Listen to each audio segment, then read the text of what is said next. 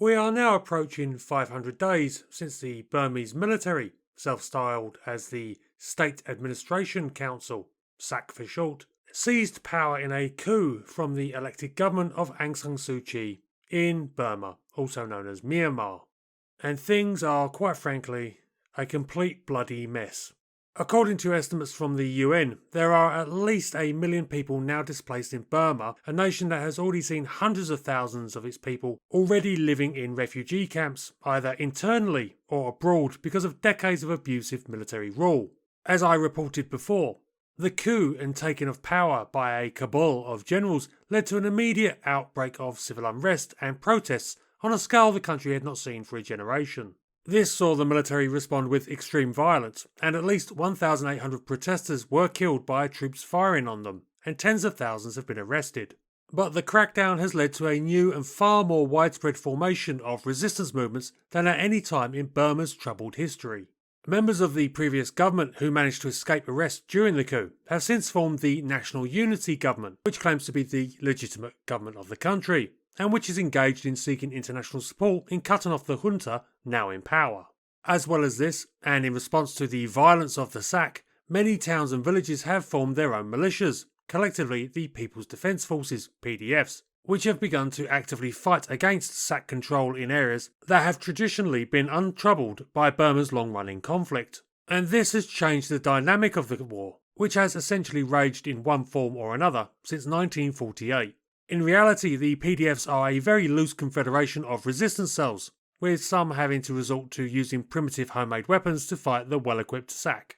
Up until the coup, the Burma conflict had largely been confined to fighting between the military and the various ethnic armed organisations, EAOs, that fought to further the aims of the country's ethnic minorities, who generally live in the border regions. But the fact that for the first time the Burma military is experiencing a serious challenge in its heartland areas is of immense significance.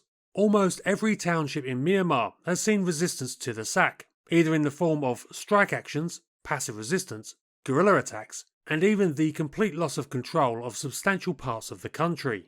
In addition, the growing experience of the PDFs, especially those that have been able to ally with the EAOs, some of which have seen literally generations of conflict against the military and against each other, means that the SAC forces are now taking heavy losses, and they are responding with their typical ferocity and viciousness, much of it aimed at civilians. I was able to talk to Dave Eubank of the Free Burma Rangers, who has been involved in assisting refugees in the country for decades now. He told me that the fighting was on a scale not seen in the area since World War II, and added this about what was happening. Yes, when I was up in Karenni from January to March, we were bombed and shelled every day. There was multiple Yak-130 bombing, rocketing, and strafing with their cannon, MiGs. And then there was armored cars. Not many, just 2. But that's 2 more than anybody else had out there. And that's flat terrain with some paved roads and lots of little dirt roads. So those 90-millimeter cannon just wail on people, including us. And then mortar barrages. We had 400 rounds of 122-millimeter mortar go off just in one morning. It was every day, every night. The 20,000 people that we were with in one little IDP community, they weren't 20,000 in one glump, but let's say in about a 10-kilometer square area, they all had to flee. Again, it was like their 4th time. And the ferocity and speed and the force that the Burma Army brought to bear is something like out of Syria or Iraq. I've never seen it here. And of course, we're only 100 straight kilometers from Naypyidaw. That probably makes a difference strategically, emotionally, and tactically. But they're still hammering. Right now, as I'm speaking to you, there's a reconnaissance airplane right over our camp. So please pray for us. I'm serious. It's on its 5th go-round. So they've tried to bomb us once and missed, and I hope they miss. Again, I pray in Jesus' name. Hey, thanks for getting the word out here. In terms of the broader picture, here is how different areas are being affected by the situation. In the central regions of Magway and Mandalay, there is in effect an insurgency and civil war being waged between segments of the Bamar people that form the majority of the population in these areas and the country as a whole. Here the conflict is between the various PDFs, the powerful central forces of the SAC, and SAC-allied militia. The EAOs have never had a presence in this region, and with the full might of the conventional SAC army based in this area, it would be thought that the conflict would be resolved quickly. But the sheer level of resistance in response to the coup and the brutality of the army means that PDFs in the region are still fighting a guerrilla campaign, despite being completely overmatched in conventional terms. Indeed, the challenge is such that it seems unlikely that SAC forces will be able to overcome it soon, and instead a vicious counterinsurgency will effectively become the de facto state of affairs in these formerly quiet central areas. In southwestern Burma, the state of Rakhine is currently surprisingly quiet, though it remains to be seen if this situation will continue. Between 2018 and 2020, a savage war was fought between the SAC and the powerful Arakan army, the AA, which left thousands dead and an estimated 100,000 people displaced. This saw the AA manage to drive SAC forces out of a number of areas, and the AA effectively set themselves up in control of a segment of the region. A ceasefire was agreed, and the Arakan have essentially stayed out of the expanded conflict since the coup, consolidating their power and administration in the area it controls as the SAC has been diverted to other conflict zones. But while the region has largely remained peaceful, there are possible signs that this may end. The AA is largely committed to a platform of establishing its own independent authority, which is somewhat different from the aims of other EAOs and the NUG government in exile, that generally seek greater autonomy but within a firm federal network within Burma. But of late, there are reports of meetings between the Arakan and the NUG, plus a number of ceasefire breakdowns that have seen clashes, as well as public threats issued by leaders on both sides against the other. If fighting restarts between the Arakan and the SAC, then the junta will have a serious problem on its hands, and no doubt will respond with the viciousness they've resorted to elsewhere in the country. In Myanmar's west and northwest, fierce fighting has broken out. This area has been largely quiet since 2012, when the primary EAO in the region, the Chin National Army in western Burma, signed a ceasefire agreement with the government. But the coup changed that when Chin villagers, identifying with the civil resistance, staged peaceful protests in support of the democratic government. This was met with a brutal response from the SAC, who murdered civilians and burnt down villages. If this was intended to cow opposition, it failed, and a new organisation, the Chin Defence Force, formed to protect the extremely poor and largely rural population from SAC depredation.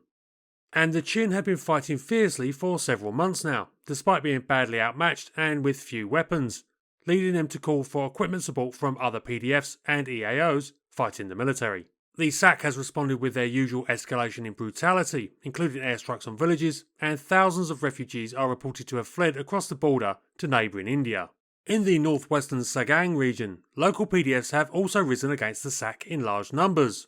Despite their rather scattered and fragmented nature as local defence militias, they have become rather efficient over the last year, and are regularly launching attacks on large military convoys and bases.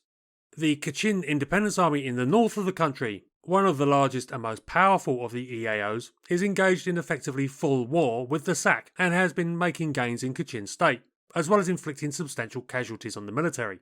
The situation in Shan State in Myanmar's east is as complicated as it ever has been, with the two main Shan EAOs fighting each other, and the SAC's old policy of divide and rule, one it has cultivated for decades, seems to still be paying dividends. However, they are not having it all their own way and face resistance from multiple EAOs and PDFs throughout the region. The southeastern areas of Karen and Karenni states on the Thai borders have seen heavy fighting and huge disruption to civilian populations, as pointed out by Dave Eubank. The main EAOs in the region, the Karen National Union, the KNU, and the Karenni National Progressive Party, have actively assisted the new PDFs with training and equipment and are in effect in alliance with several of them. The SAC has resorted to its standard scorched earth tactics here and appears to be deliberately targeting civilians with artillery and airstrikes, multiple incidents of which have been catalogued and which Amnesty International has stated constitutes, quote, a new wave of war crimes and likely crimes against humanity. Included amongst these is the recorded use of children to porter equipment and supplies in military convoys. This enforced labour has long been used by the Burma military and often results in endangering and sometimes the death of the impressed worker, as they are often put in harm's way by the soldiers forcing them to work. However, despite fighting a common enemy, the relationship between the Karen and the NUG typifies that between many of the EAOs and the government in exile, an uneasy situation where previous promises on autonomy and security failed to bear fruit and had resulted in years of stalemated peace talks. As a result, many of the EAOs are wary of what the future will bring even if the SAC is defeated. Finally, the south of the country is being racked by conflict, and this is in an area, and of a style, not previously seen on a large scale in Burma. Whereas much of the fighting in the last 70 years has taken place in the remote hinterlands of the country, now in this region, former protesters have created urban guerrilla groups. And the consequence of this is being seen in the country's biggest city and former capital, Yangon. Following on from the military violence and mass arrests in the city, now an urban insurgency is actively targeting SAC forces and their sympathisers. Over 100 bombs have been detonated here, and it seems the SAC will have a long battle to root out the guerrillas, if it is actually able to do so. With much of the country resisting them, it would seem that the days of the SAC are numbered. Indeed, a senior US diplomat has stated that he doesn't believe that they can defeat the multitude of enemies they have managed to accrue, essentially through their own brutality, and should seek to return to democratic governance in Myanmar. And despite international concerns, the SAC also continues to follow its traditional attitude of not actually giving a damn about anyone else's opinion, and has recently confirmed that it plans to execute 2 prominent democracy activists that it holds in prison. But to be honest, the international community's reaction to the coup and the ensuing carnage has been effectively irrelevant, and several countries have essentially carried on as usual in their relationships with Burma, despite the ongoing atrocities carried out by the SAC and their total lack of legitimacy as a government. Additionally, the problems faced by the EAOs, PDFs and the NUG of the lingering doubts about the previous government and the diverse range of goals that the now hundreds of resistance organisations have means that there are still opportunities for the SAC to pry apart the opposition and set them against one another. That is, after all, the policy the military junta successfully employed for 70 years, and the longer the conflict continues, the more such divides are likely to occur. So though the SAC is beset by more enemies than ever before, and there is some hope for a potentially better future for Burma, that destination is still a very long way off, and far from guaranteed, especially with the lack of effective international action. All that can be said for sure is that far more blood is going to be spilt.